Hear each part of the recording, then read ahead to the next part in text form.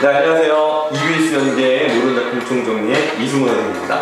만세 전 강의합니다. 먹는 거 아닙니다. 우울한 작품이에요. 자, 지금 주제, 해제, 그리고 줄거리. 여러분들 읽으시고 다 읽고 난 다음에 이 부분을 보도록 하겠습니다. 자, 이 작품 정리, 여기에 거의 대부분의 줄거리도 들어있습니다. 자, 동경에서 출발을 하는데요. 전보를 받아요. 아내가 위급하대요. 그럼 당연히 아내가 아픈데 모든 일을 제치고 가야 되는데 술 먹습니다. 술집 가서 술집 여자랑 놀아요. 그리고 또 배를 타러 가는 길에 고베에 가서 뭐 하냐면 또 을라라는 여자를 만납니다. 자, 여기서 우리가 알 수 있는 게 뭐냐면은 얘는 마누라에 대한, 그러니까 부인에 대한 정이 없던지 서울에 가기 싫은 거예요. 그 이유는 여기서부터 등장합니다.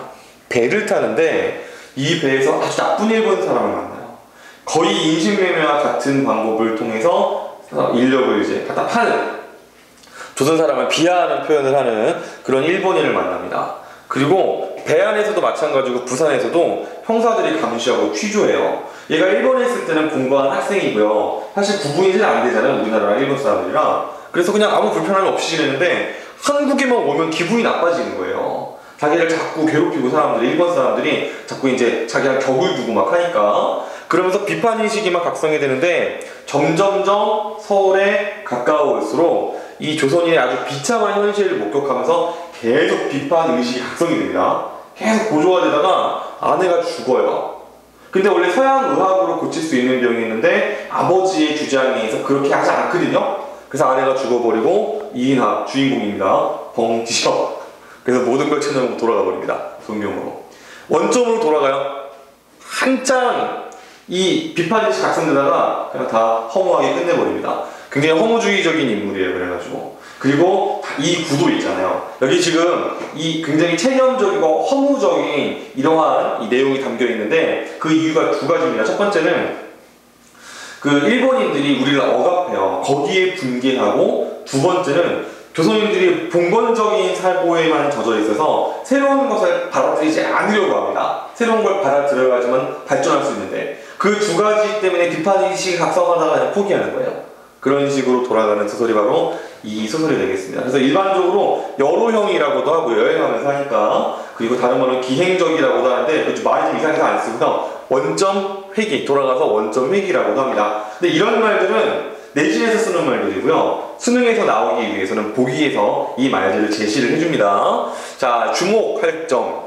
시간적, 공간적 배경 여러분들이 읽어보시면 됩니다. 만세 직전의 배경이라서 만세 전이의 작품은요. 그 다음에 나의 심리를 드러내는 방식이 우리가 보는 지문에는요 이렇게 있습니다. 가짱수와의 대화가 있고 내가 본 것에 대한 내적 독백이 있는데 서로 내용이 달라요.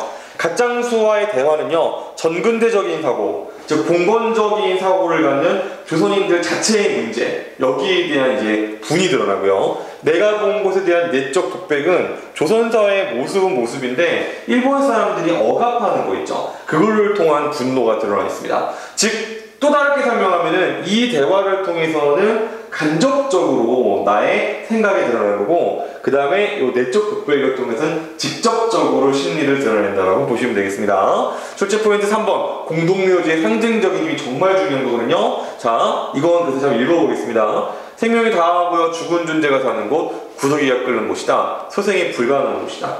이렇게 느꼈기 때문에 모든 걸 포기하고 그냥 돌아가는 겁니다. 그 다음 또 내가 파악한 일제강점기 우리 민주경이 처한 현실 연결되는 그러한 설명이죠. 마지막도 마찬가지겠네요. 자, 여기까지 보시고 주요 장면입니다.